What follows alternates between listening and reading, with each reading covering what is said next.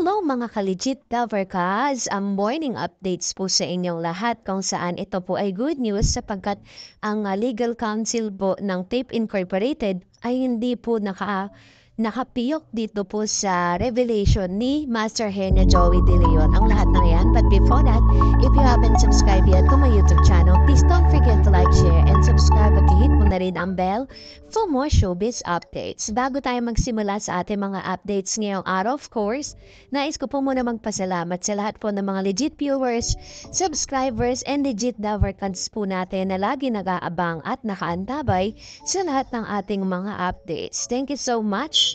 At salamat po sa palagiang pagpili, panonood po dito sa ating channel. At ngayong araw pag-usapan po natin ito dahil matapos pong lumabas ang ilan sa mga news patungkol po dito sa Tape Incorporated at na mga halushos, tagilid di umano ang laban sa trademark issue ng TBJ.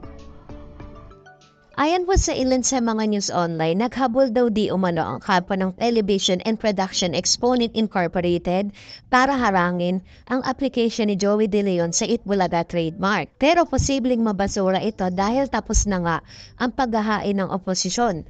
Napag-alaman sa isang source na naghain ng oposisyon ang tape ng October 2, 2023, 4 na araw matapos mapaso ang 30 days na palugit na paghahain ng oposisyon.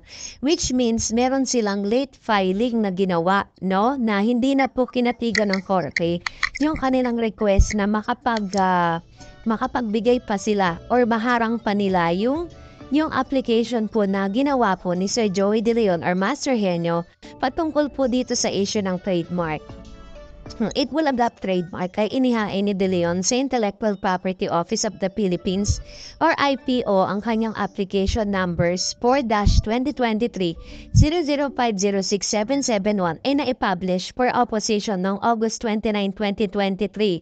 So dahil po dito sa issue na ito, talagang mas lalo pong lumakas ang possibility na mabawi na di umano ng TBJ ang trademark na Itbulaga. So, dahil po sa paglabas ng mga news na ito sa online, maging sa YouTube at sa lahat ng mga broadsheets and tabloids, ang iniintay po nating magsalita, ito pong kanilang to the rescue na si Attorney Abraham Garduque na isa sa mga tagapagtanggol ng tape. Pero matapos nga lumabas yung balita na ngayon 7 days ago na, pero wala pa po ni isang statement na ibinibigay si Attorney Abraham Garduque. Even po ang GMA na talagang pinagtatanggol, ba? Minsan talagang dinidepensa nila ang tape. Hindi rin po nagbigay ng kanila mga latest news about doon. Ibig sabihin, news blackout po sila. Kasi kumbaga parang napahiya kasi sila patungkol dun sa inilabas nilang 10 years contract daw di umano na nabigyan daw sila ng IPO. Pero parang parang medyo off po yun sa kanila, 'di ba? Dahil parang hello, may 10 years kayo, hindi nga pala, hindi na nga kayo pinagbigyan at tagilid na nga sila sa trademark . So ito po yung post naman ni Sir Joey De Leon patungkol dito. 3 days ago, nag-post siya sa kanyang Instagram, said, "And while eating our queso de bola to celebrate our winning gold in basketball, we are waiting for the return of another bola or bula." Gets? Ayun. So, ito na po yung isa sa mga confirmation na talagang kumbaga nakarating na po kay Sir Joey De Leon or sa TBJ ang good news about po dun sa kanyang application sa IPO. So, anytime soon, lalabas na po yan at magagamit na pong muli at magbabalik na po sa totoong may-ari yung title na Itbulaga.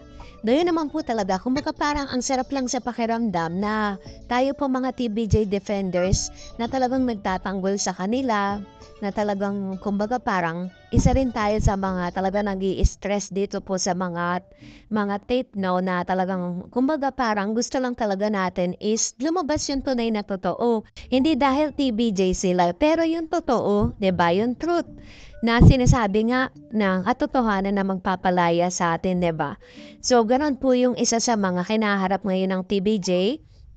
At tuwang-tuwa po si Master Henyo. Nakita niyo naman po dun sa kanyang post, 'di ba? Hindi na siya nakapag-antay pa na i-announce po ng kanyang legal counsel but nagbigay na po siya ng hint sa lahat po ng mga legit Daver ka. Siyempre, doon po sa post niya sa Instagram, hindi mawawala yung mga bashers. May mga bashers po na nag-comment doon na parang sila pa yung sinisisi, yung mga followers ng It's Showtime na ang TBJ pa ang sinisisi kung bakit nawala ang It's Showtime samantalang wala naman pong kinalaman ang TBJ dun po sa issue na yun, di ba? Ganun talaga mangyayari. Tapos ngayon, syempre, kailangan maghanda na rin po ang Tape Incorporated sa ipapalit nila. Ang isa sa mga napipinto o napipisil po nilang title na gagamitin nila is yung EB Happy. No? Ibig sabihin na doon pa yung EB. Pero never na po nila magagamit ang title na Itbulaga sapagkat uuwi na po siya sa tunay niyang may-ari.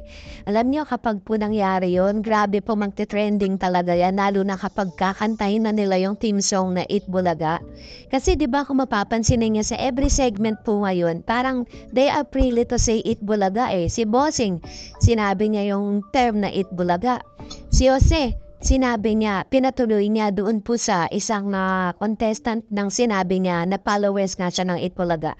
It only shows na talagang maluwag na kasi pwede na po nilang gamitin yan eh. Kailangan lang nila ng legality papers na manggagaling mismo sa korte.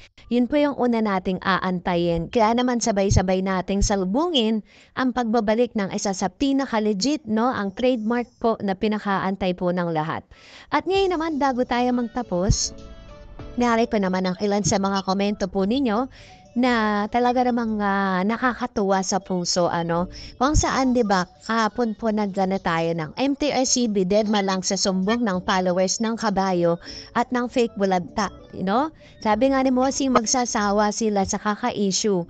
Pero tatawanan lang sila ni Bossing at ni Mayor Jose Manalo. Sino ba nagpaliwanag po siya tungkol po dun sa isang contestant? And now, ito po yung sabi niya, isa sa mga legit commentators natin. Sabi ni Annabel Paes, TBJ has always been number one at yung incident sa Sugod Bahay di naman galing sa mga host. You cannot anticipate kung anong sasabihin ng mga contestant. Yung bashers, inggitero talaga, insecure pa. True.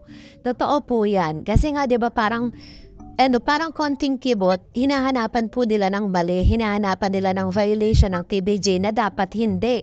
Kasi katulad ng sinabi ko sa inyo kanina, yung pagkakaroon po ng suspension ng TBJ, ng It's Showtime rather, ay isinisisi nila sa TBJ. Lahat na lang, tama talaga yung kanta na ako ang nakikita, ako ang nasisisi.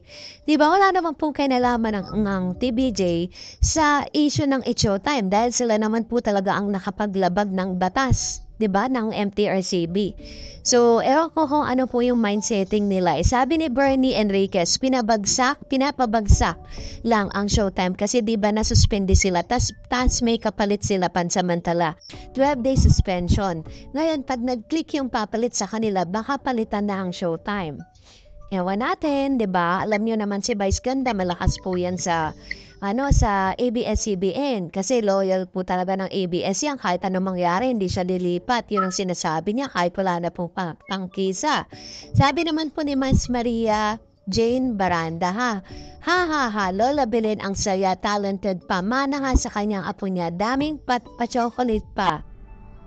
Yung pantapat sa tape na si Candy, hindi talaga papatok yun kasi basta na lang sumulpot, kabuti. Ano bang karakter niya? Hindi naman ma-build up. Kaya wala lang. Unlike Lola Belen, who was introduced as a Hollywood-based Lola Ellen at Tash na segment sa Gimme 5, sila ang guest sa Daver Cats Family from Hollywood. Kilala na siya at kinagiliwan ng Daver Cats. Panoorin araw-araw kasi daming ang advice sa mga contestant. Yan. So, ito po kasi yung trending Lola Belen, no? Tapos, tinapatan nila ng Lola Candy. Diyos ko po.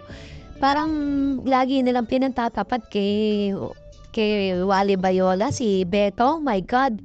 Ang dami pa pong kakainin bigas ni Betong. Bago niya mapantayan si Wally. Diyos ko, napakarami na pong napatunayan ni Wally. No? Din pa lang po sa panahon ng kanilang kalye-serye, talagang super trending, diba?